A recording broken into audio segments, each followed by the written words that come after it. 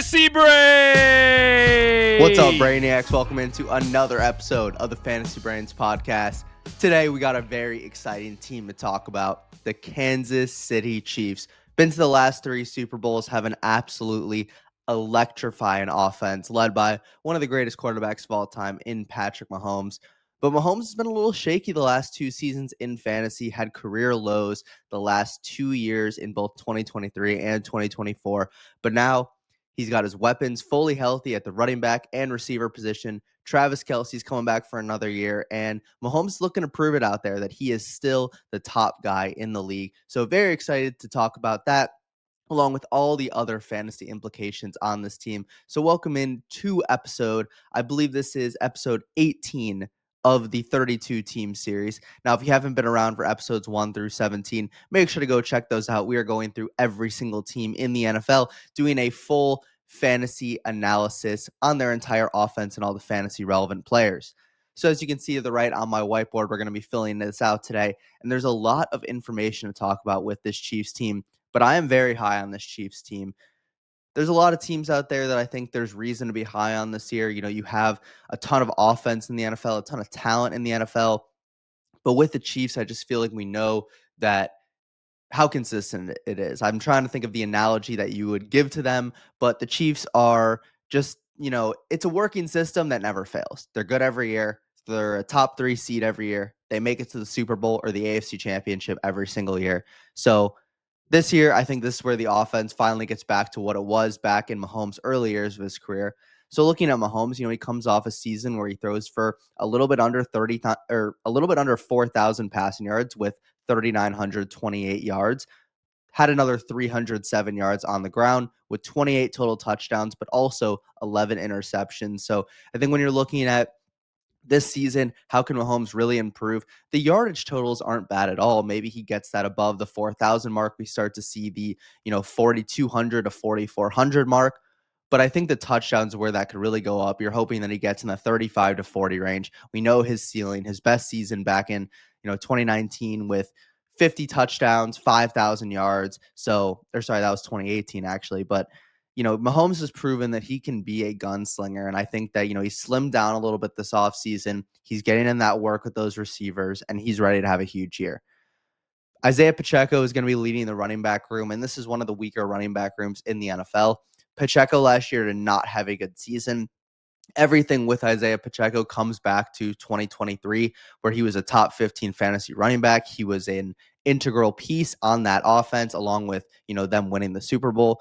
And I think, he broke his foot. So it's hard to expect what he could do when he came back towards the end of the season last year, because when he came back around week 14, he was awful.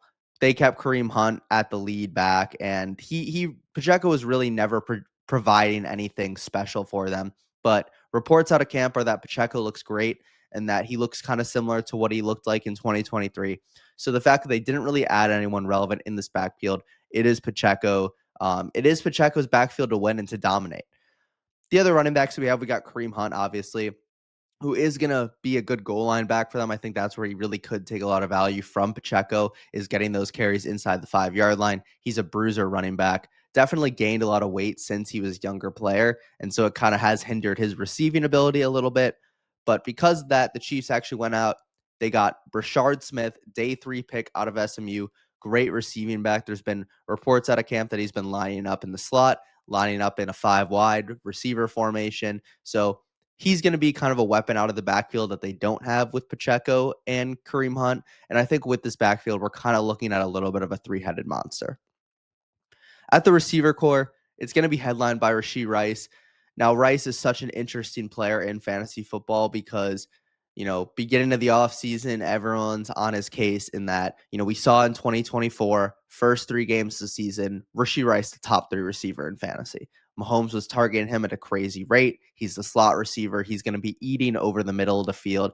And he's also a very talented player. I think, personally, he's a top 10 receiver in the NFL, or at least borderline. But the problem is, now you have the suspension looming. What does this suspension look like? Originally, when we were coming into this year, it was assumed that it was going to be about a 2 to 3 game suspension, maybe a 3 to 4 game suspension, and that he would sit out at the beginning of the season. Then recently we got some news that the hearing isn't going to even take place until week 3 of the season. And the initial proposed punishment was 10 weeks by the NFL. That came out recently. Realistically, I think we're going to be looking at 4 to 6 weeks with Rashee Rice here. But the question is, does this come this year or next year?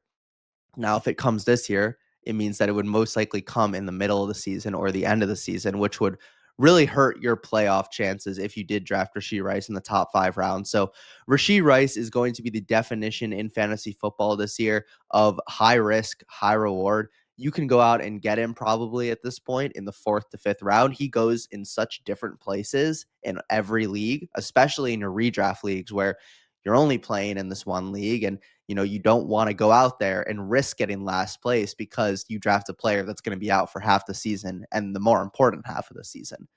But if Rashee Rice on the field, he's a top 10 fantasy receiver. And so you have the upside and you have the risk with him. Xavier Worthy is going to be his partner on this team. Worthy coming off I would say, okay rookie year. He was very poor in the beginning of the year, and I was a big Worthy fan. I didn't like him. He wasn't my favorite prospect, but I thought he was going to have a good career. I saw him more as a project player, a guy that came in with a lot of speed, a lot of athleticism, a lot of talent, produced heavily at Texas for every year of his career. And he showed just with progression from the first half to the second half of the season last year that he was significantly better. From weeks 10 to 17 last year, he was a lot more productive. I think he gave us a floor of around 9 points and gave us a ceiling of about 20. So we really started to see that consistency come out of him. But what we're really looking for with Rashee Rice is to catch a lot of deep balls this season, because if he can go out there and catch 4 50-plus yard touchdowns and then, do whatever else he does on the field, that's going to really, get his value where we think he can get. And especially with this Rice suspension, now you could see 4 to 5 weeks where Worthy's target share increases because of the loss of Rice. So Worthy, the way that he ended the season on the Super Bowl, 8 catches, 160 yards, 2 touchdowns. Now I know, some of it was garbage time, but still, he is a talented player. And I think, when you have a great offense led by Patrick Mahomes that wants to get more deep balls going this season, Worthy is going to be the front and center of that. They got Hollywood Brown still on this team. They re-signed him to another 1-year deal. Hollywood Brown, injuries derailed him last year. I think he is a good player and could have some decent weeks in best ball this season. But I think the more relevant player that we should be talking about on this offense is Jalen Royals, rookie receiver, round 4 pick out of Utah State, getting a lot of good coach speak in training camp. And he's a very good slot receiver. So this is a situation where when we do find out on this Rashee Rice suspension news and we do finally get a verdict on it, if you find out that Rice is going to be out, let's just say weeks 10 through 15, I think Jalen Royals is a absolute must when it comes to a waiver wire pickup, because Royals could be the guy to take over that slot role in this offense. He's been looking good in camp, like I mentioned, and Mahomes has already been establishing a connection with him.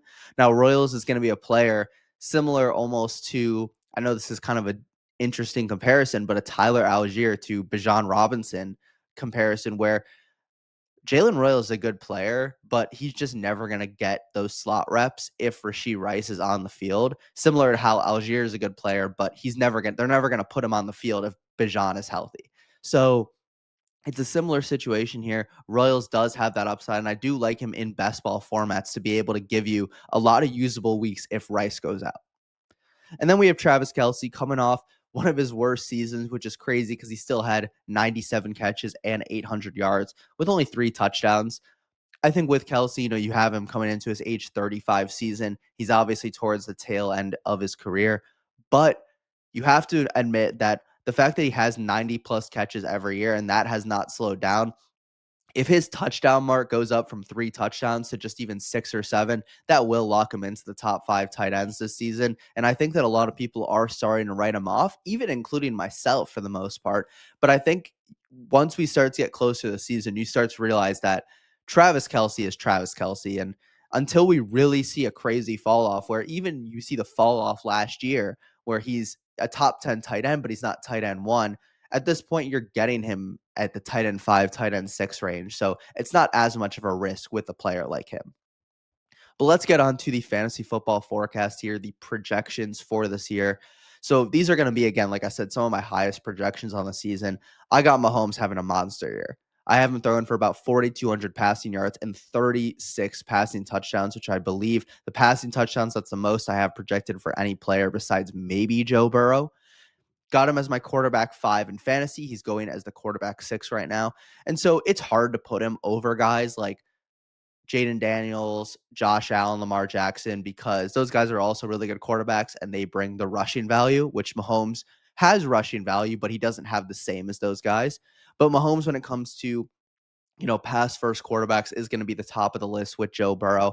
And so we just know what he is. And the fact that you now have Rashee Rice and Xavier Worthy finally healthy together on the field, Worthy coming into year 2, you add Jalen Royals and Hollywood Brown to the mix. You still have Travis Kelce. They picked up Josh Simmons in the first round out of Ohio State to be their new left tackle. So the team is looking up, and I think that, Matt Nagy being the offensive coordinator on this team has limited them a lot. As somebody who is a Bears fan, I can tell you that Matt Nagy is not as good of an offensive mind as it might seem, just because he is the offensive coordinator for the Chiefs. But Andy Reid, I think, and Nagy are going to really get with Mahomes this offseason and have been figuring out how to stretch the field more, how to make it easier. And when you have a guy like Worthy and Hollywood Brown to stretch the field, and then you have the slot guys with Rashee Rice and Travis Kelce, it's going to be a very hard offense to contain. So I'm very confident that Mahomes, with his chip on his shoulder from, what people are saying about him in the media and the Super Bowl blowout, I think this could be a really big year for him and a potential MVP season for Mahomes. Pacheco is going to be the only running back that I really care about in this offense. Comes in as my running back 32 in my ranking. So kind of at that, low end, mid kind of RB3 range in fantasy. I think he's that perfect running back to have first guy off your bench. If you have 2 good running backs in round 2 and round 4, you get Pacheco in round 6 or round 7, and then you get a really good guy that has high upside. And I'm not, too fond of what Pacheco is as a player. I will be completely honest with you, but he runs very hard. The team likes him, and he's on a great offense. And if you are the running back that gets touches on a great offense, that is going to produce a lot of opportunities. He will never see a stacked box because they're never going to stack the box against Isaiah Pacheco. And then on top of that, you're going to have a ton of touchdown opportunities because of how high profile this offense is going to be. So the main question when it comes to Pacheco and his value this year is that he's going as the running back 26. But I think he easily has the upside to be top 15 to top 16 if he gets the workload all season. If you can rely on him getting 15 to 20 touches every single week, you get, maybe 3 to 4 catches in there. That's where his upside really lies. Now, can Kareem Hunt come in here and start to steal a bunch of his touchdowns? And then we see Pacheco only finish with 5 touchdowns on the year. That's where Pacheco's upside is going to get capped. And we're just going to have to wait and see, how are they going to use Pacheco and Hunt in this offense? And how is Brashard Smith also going to figure in? So I think when we're looking at this running back room, there's not too much value. I think it's going to be a high pass volume offense. Kareem Hunt does have some value in redraft. If Pacheco does go down, then you can, I think, slide Hunt into your lineup, knowing that, again, it's a good offense. He could easily go for 18 carries for 60 yards and 2 touchdowns if they have a good matchup that week. And then I think Brashard Smith, I think he is a little bit sneaky in PPR leagues, but nobody that you need to be drafting at your actual draft, maybe just a waiver pickup down the line. But like I mentioned, with Pacheco, I have him going for about 750 rush yards, 6.5 touchdowns on the season, maybe even 7 touchdowns. And then I also got him going for 30 catches. So I have him having a very mediocre season all around, but I do see the upside if he's able to actually play all the games and get that full workload for all the games. Looking at the receiver core, Rashee Rice. This is going to be, and you guys, listening are going to say this is a crazy ranking, but I have Rashee Rice, and this is before suspension. Obviously, this is just straight up if he plays all the games. I have him as my receiver 4, the number 4 receiver. Right now, he's going as the receiver 25. Now, this seems crazy, but again, if he is healthy, he is such a good option. It is a high pass volume offense. He's a very talented player, and Mahomes loves to feed him. Go back and watch the Chiefs-Falcons game. I believe it was week 3 last year. And just watch how many times that Mahomes just threw a little screen pass to Rashee Rice or a little cut over the middle of the field, and how he got consistently 8 to 10 yards every single time. And it's like, why are you going to run that? People are going to say, why are you running that 5 times a game? Because it gets them 8 to 10 yards every single time. And if you have a guy with Rice who's an easy 100 catch candidate and could sneak in for another 6 to 8 touchdowns on the season if he plays all the games, he's easily going to be a top 10 receiver. Now, this receiver 4 mark, am I actually going to draft him there? Absolutely not. But I do think if you are in a position where you have, let's just say you're in a dynasty league and you have, a ton of extra assets, you have a lot of value compared to the rest of the league, go out and get Rashee Rice at a lower value, especially if the person out there is panicking that Rashee Rice might miss games this year. Because if that person is relying on Rashee Rice to be their receiver 1 and they don't have the depth to really replace him, they might need to make a move and trade him so that they can still contend this year. August is the worst time and the best time to trade for people because you are going to see a lot of people overpay and a lot of people take advantage because everyone thinks that they can contend. And so if you're trying to make a trade, most of the time you are going to be overpaying for an asset because people like their teams going into the season. So I think with Rashee Rice, he's a very good player to obtain in Dynasty. The Chiefs do not really care about his, the suspension. They don't care about it. You let it go. In your redraft leagues, be careful when drafting him. He is going to be a risk, but I am telling you, if he does happen to play the entire season or he just misses like random games in the middle of the season, he is going to be a league winner at the price of wide receiver 25. It's the same concept as some of these other guys who might miss the first few weeks of the season. If they're a good player, they're a good player, and you're not going to have to rely on them early on. You're not going to lose your fantasy football league in the first 3 weeks of the season. Same how you're not going to lose it in week 7, 8, 9. It's a long season. And if you have a guy that you can get a low end receiver 2, high end receiver 3, that can be a top 10 option in fantasy, you go for it every time. But it's risk. It's a risk for sure. So definitely keep that in mind. And with Xavier Worthy, I actually have him very high as well as my receiver 14. He's going as the receiver 23. Now, I just personally saw a lot of improvement with his play, and I am expecting the Chiefs to throw a lot more deep balls this season.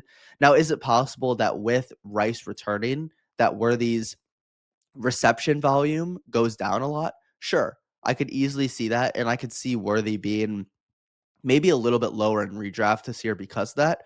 But I think, again, very, very good dynasty option to get here.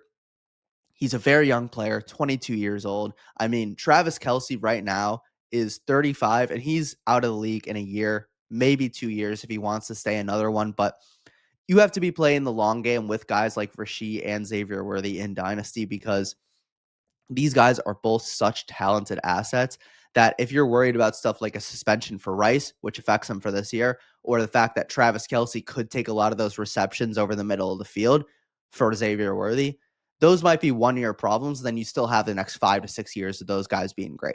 So definitely keep that in mind. But with Xavier Worthy, I do admit that there is a lot of risk with him in redraft. So I actually am going to say that I prefer him a lot more in a best ball format than I do in a regular redraft league. He is going to have those spike weeks where he catches a 60-yard touchdown and then he gives you 25 plus points. And then he might have those weeks where he only has 3 catches for 40 yards and he's just not able to connect on those deep balls. And he is going to be a little bit volatile in that regard. He's still a young player. So keep that in mind when drafting Worthy, but I am very high on him. I got Worthy this season going for about 79 catches for 940 yards and 7.5 touchdowns. So I really do think he will score a lot of touchdowns last year. He had 6 touchdowns last year. So I think this year it's okay to expect around 8. And you also have the rushing value with Worthy because he will get under rounds. He will get you around 10, maybe 10 rushing yards a game and the potential of rushing touchdowns. Whereas Rashee Rice, I'm projecting him more if he plays the full season for 100 catches, 1,100 yards, and like 8 or 9 touchdowns. So they're very different players, and I think they complement each other very well. The other receivers on this team, Hollywood Brown coming in, he's going as the current receiver 64. I just don't like this value at all. I think it's good in best ball. Again, you can get some spike weeks, especially if you have him stacked up with Patrick Mahomes. But if you do not have him stacked with Mahomes, I don't think he provides very much value for you. I'd rather just take other guys in that range. I think Jalen Royals, like I mentioned, is the more intriguing option. But again, I think he provides more value in a redraft format where if Rice is out for some of those games, Royals could come in and give you some 5 catches for 60 yards, maybe a touchdown on any given week. And that's pretty good, especially in the middle of the season where you're going to start seeing a lot of bye weeks. You're going to have players, you're going to have players that aren't playing, and you're going to need players to step in. There's going to be injuries. So with Jalen Royals, I am very excited about him and the opportunity that he has. Leatherbrain's own Gabriel Cicerica loves Jalen Royals and excited to see what he can do, but definitely not worth drafting at the start of your draft. Travis Kelce's going to come in at my tight end 8 on the season. He's going as the tight end 5. So I got him projected for about only 70 catches for 800 yards and 7 touchdowns. And so the touchdowns is the thing that I really do think is going to go up this year. But I do think that with Rice fully healthy, with Worthy fully in the offense now, I do think that 93 receptions from last season is going to take a small hit and definitely go down about 15 to 20. So I think that Kelce for sure is a top 10 fantasy tight end. Him and Mahomes have some of the greatest chemistry that we've ever seen. And I think that you can draft him with confidence that he will provide you a high floor every single week. We know what he can do in terms of his ceiling and give you a 2 to 3 touchdown performance. But you have to be aware that this guy's 35 years old. These are the best weapons they've had in a couple of years. The production could start to go down even more this year. But I do like him. I do think that he is good, but I would easily prefer to either just wait on tight end and get like a Mark Andrews or a Tyler Warren or an Evan Ingram, or I would just go ahead and spend up and spend higher amount on guys like McBride, Bowers, Kittle. Looking at the strength of schedule to move on here, they do not have a good schedule. And that makes sense. It's the Kansas City Chiefs. They have a tough division. And on top of that, they are going to play the first place schedule, which means they have teams like the Bills and they have the Eagles and they have the Ravens. So they're going to have tough games. But with this team, you're never worried about matchup games. They are one of the most consistent teams in the NFL. But just to read them out, we have the 14th easiest schedule for quarterbacks. So that's actually going to be their best one, right in the middle of the pack. But then you have the 7th hardest for running backs, 9th hardest for receivers, and 6th hardest for tight ends. So they are playing some really tough defenses this year, but I do think that we can expect this Chiefs offense to be good no matter who they play and to be competing no matter who they play. And I think with their game script, that's going to help, if anything, with these pass catchers because they're going to be playing in a lot of close games. I'm not going to say they're going to be playing from behind, but I don't think they're ever really going to have to be, they're not going to be up by 14 to 20 points on these teams and going away from the passing game, which is going to be the best thing for Mahomes reaching these yards and touchdown marks that I have him set for. Their playoff schedule also looks not great. They play at home against the Chargers week 15. We all know those divisional matchups always usually go a little bit more high scoring than we think.